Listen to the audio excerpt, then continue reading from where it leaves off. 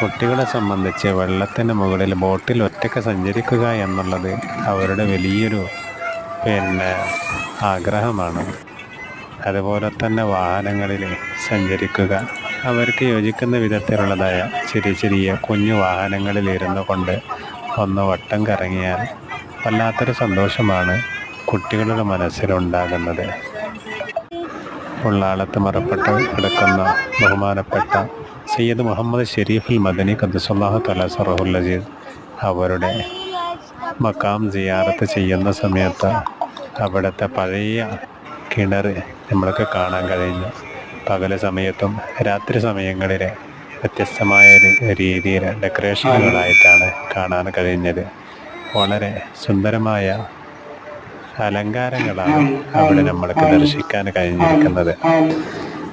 അതുപോലെ തന്നെ കുട്ടികൾക്ക് മനസ്സറിഞ്ഞു കൊണ്ടൊന്ന് തുള്ളിച്ചാടി കളിക്കാനുള്ള നല്ലൊരു അവസരം കിട്ടിയപ്പോൾ അതും പാഴാക്കാതെ അതും അവർ ഉപയോഗപ്പെടുത്തിക്കൊണ്ട് കളിച്ചു കൊണ്ടാണ് നമ്മൾ തിരിച്ചു പോകുന്നത്.